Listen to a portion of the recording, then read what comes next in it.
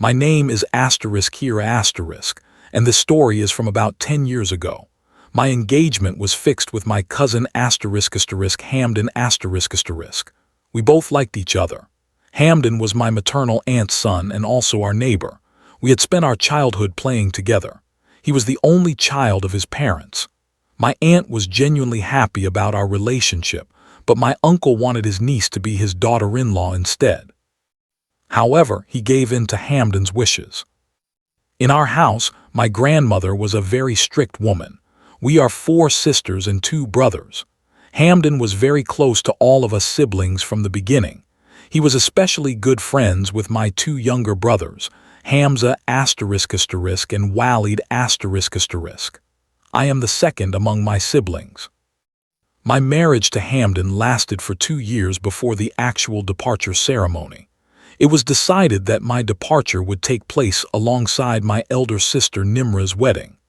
After a long wait, that day finally arrived when both my sister and I sat as brides. I had a great love for henna. The design I wanted could only be done at a salon, but my grandmother had strictly forbidden us from leaving the house after we sat as brides. I told Hamden and he said, "You find a way to come out of the house. I will take you." I made a plan with my younger brothers. My sister was already getting her henna done at home by a girl who had come. I convinced my sister to help me too, though she kept trying to talk me out of it until the last moment. My sister's henna was supposed to take 4 to 5 hours. She kept her room closed and told everyone that henna was being applied, so no one would disturb. The salon I had spoken to promised to finish me in 3 hours. The journey was half an hour. At the appointed time, the electricity went out in our area. With the help of my siblings, I wore an abaya and somehow sneaked out of the house. My biggest fear was my grandmother, but thank God, Hamden dropped me off at the salon. The commitment was for 3 hours, but it took 4. I was getting tense. The beautiful henna I wanted was now applied on my hands and feet, and it had dried enough for me to go home. I had left the house wearing an abaya over my yellow bridal outfit. Hamden had come to pick me up. This adventure before the wedding was very enjoyable for us. I was happy after getting the henna, and Hamden was happy for fulfilling my wish, but neither of us knew what the outcome would be. I was just about to sit on the bike when my younger brother called. He said, "You both need to hurry, things have gone wrong here." He said that and hung up. I was terrified. Hamden told me to sit quickly. I adjusted my abaya, careful not to ruin the henna, and somehow managed to sit. Hamden sped off. In his hurry to get back, he took a shortcut. This was where the whole trouble began. It was a deserted lane where there was a pile of garbage. We passed through it, but I don't remember anything. After passing that place, I don't know what happened. I was already tense. Hamden's phone was ringing constantly, but he wasn't answering either. I don't remember what happened. I'll tell you what happened from Hamden's account. He says that after passing through that lane, he felt the bike become heavier. He was already stressed. He turned back and told me, "Hira, hold your abaya properly, are you holding on?" But instead of answering, I just stared at him. He thought I was scared. To comfort me, he said, "Don't worry, I'll talk to your aunt and uncle. I'll tell them I took my wife to get henna. They won't be angry. You just have to bear a little scolding from your grandmother." But I didn't respond to that either. Thinking I was upset, Hamden increased the bike's speed and we reached the corner of our street. The electricity had also returned. The houses on both sides were lit up, making the street bright. Hamden stopped cautiously at the corner and called Hamza, who came out. Walid had already checked the situation inside. As soon as our bike stopped at the house, Hamden told me to get off, but I didn't. Hamza also said, "Hurry up. Grandmother has become suspicious." We managed the situation with great difficulty, but I didn't move an inch. When Hamden turned around and looked at me, my eyes were red and there was a strange stiffness on my face. My gaze was fixed on Hamden. "What happened, Hira? Are you okay?" The moment he asked, Hamza realized that perhaps I was having trouble getting down because of the abaya. He stepped forward, took my hand and tried to help me down. I did get down, but instead of going inside, I stood stiffly. Both Hamden and Hamza were confused. Hamza grabbed my arm and tried to pull me, but I didn't budge. Instead, I pushed him so hard that he fell against the gate and collapsed. The noise brought my father and some guests who were at the house out to the gate. My father was surprised to see me outside, but the main issue was not that. The important thing was my behavior. I was acting very strangely. My grandfather's brother, an elderly man, understood that something else was wrong with me. He told my father, "Take the girl inside." Then Hamden, my father, and both my brothers somehow managed to bring me inside. I was placed on the sofa in the lounge. Until then, I had been silent and resisting. I hadn't spoken a word. All my henna had been ruined in this struggle, the one I had been so excited about. My grandfather's brother tried to give me blessed water after reciting over it. I knocked the glass away with my hand. The house was full of guests. Even my grandmother got wind of it. Everyone gathered in the lounge. My grandmother didn't know the real situation. She thought I had gone out to get henna against her wishes after sitting as a bride. My fiery-tempered grandmother pushed through the crowd and reached me. She started yelling at me and slapped me hard. No one could stop her. Then what happened next, no one could control either. My grandmother flew back and fell far away as if she had been thrown. Her screams rose in the air. I, who was so delicate, had picked up my grandmother and thrown her. And now I was speaking in a man's voice, cursing my grandmother by name. Some relatives took her to another room. She was crying out in pain. Those who hadn't understood earlier now fully realized my condition. In all this commotion, some child informed the neighbors. My aunt, uncle, and some of their relatives also arrived. Whoever came in front of me or tried to talk to me, I would call them by name and challenge them. Those who were weak-hearted stepped back. Everyone was reciting over me. I would fall silent for a while, then start laughing hysterically. My father tried to control me. He came forward holding the Quran, but I called him by name and said in a man's voice, "Mansour, stay in your place. We have already taken one daughter of yours, and we will take the other one who is sitting as a bride." My father stopped right there. Within a few hours, the situation had become very bad. Hamden was standing aside in shock, watching me. My father grabbed Hamden by the collar. "What happened to my daughter? Tell me." Hamden's family stepped in. Matters kept worsening. The next day was the wedding. In fact, it was already 1 a.m. That meant today was my departure day, not just mine but also my sister's. Some elders of the family calmed things down. The priority was my recovery. What happened, how, and why, that could be dealt with later. All night my behavior kept changing. Sometimes I laughed, sometimes cried, sometimes fell silent. It was a very heavy night. The women were peeping at me from behind doors and windows. Some elders sat at a distance, worried.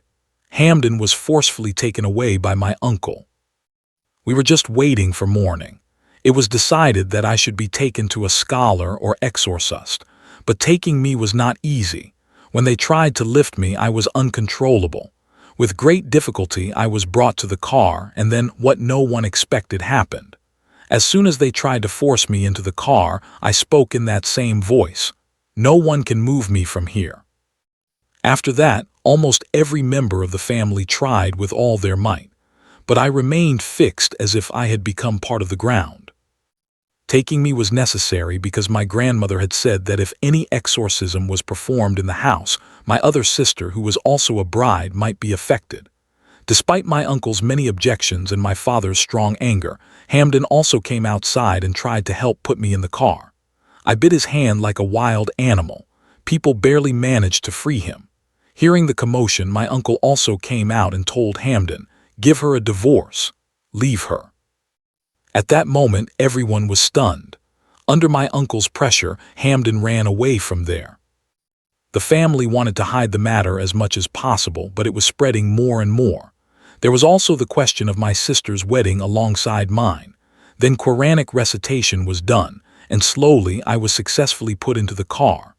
When I was taken to the scholar, the truth came out.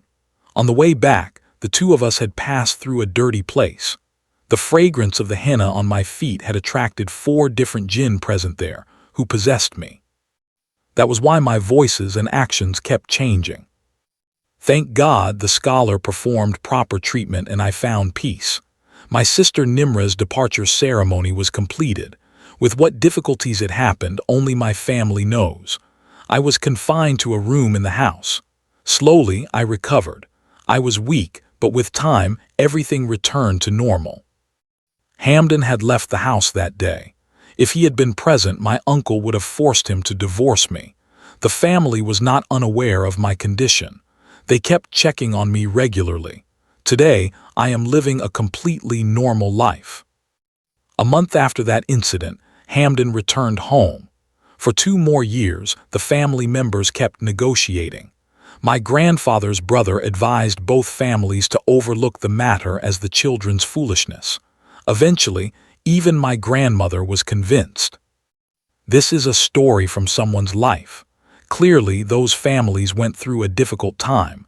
How did you like the story? Do let me know in the comments section. After that night, my recovery was slow but steady. The scholar who treated me had explained that the possession was temporary but powerful because multiple jinn had entered me at once. He advised my family to keep me away from crowded places for a while and to avoid strong fragrances, especially henna, until I was fully healed. My sister Nimra's wedding happened under a cloud of tension. Everyone was worried that something might go wrong again, but thankfully, it went smoothly. She left for her in-law's house, and I stayed behind in my room. I could hear the sounds of celebration from outside, but I felt disconnected from it all. The girl who had been so excited about her henna and her wedding was now just a shadow of herself. Days turned into weeks. I started eating properly again. I began talking to my family, though I was quieter than before. My mother would sit with me for hours, holding my hand, telling me stories from her own youth to distract me. My sisters would bring me food and try to make me laugh. Slowly, I began to feel like myself again. But the memory of that night never fully left me. I would sometimes wake up in the middle of the night, my heart pounding, thinking I heard that strange voice again.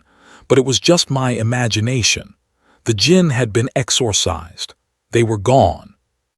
Hamden's return after a month was a relief to me, though I knew my uncle was still angry.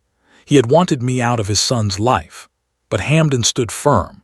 He told his father that what happened was not my fault, that I was a victim of circumstances, and that he would not abandon me. It took 2 years of family negotiations, but eventually my uncle gave in.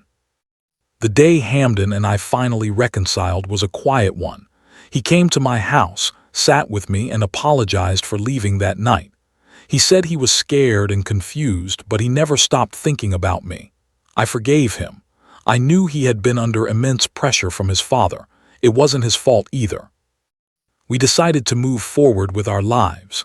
Our marriage, which had been postponed after the incident, was finally solemnized properly. It was a small ceremony, nothing like the grand wedding we had planned. But it was ours and it was peaceful. Today I live a normal life. I have children now. My husband is kind and understanding. He never brings up that night. Neither do I, but sometimes, late at night when the house is quiet, I think about what happened. I think about the deserted lane, the pile of garbage, the fragrance of henna, and the 4 jinn who were drawn to it. I have learned to be careful. I never walk through deserted places alone. I always recite protective verses before leaving the house. I keep a copy of the Quran in my room. These small habits give me comfort. I am telling this story now so that others might be warned. Not every shortcut is safe. Not every fragrance is harmless. And sometimes, what we consider a simple adventure can have consequences we never imagined. If you ever find yourself in a situation like mine, do not ignore the signs. If you feel a strange heaviness or see someone acting out of character, seek help immediately. Do not wait. Do not try to handle it alone. And above all, do not be ashamed to ask for help. There is no shame in being vulnerable. There is only shame in letting fear stop you from doing what is right. I am grateful to my family for never giving up on me. I am grateful to the scholar who treated me with kindness and patience. And I am grateful to my husband for standing by me, even when it was easier to walk away. This is my story. I hope it serves as a reminder that the world is larger than what we see, and that we must always be careful of the paths we choose, especially the shortcuts. If you like this story, please like the video and leave a kind comment. Subscribe to the channel for more true stories of the unseen. We will meet again, God willing, with another story.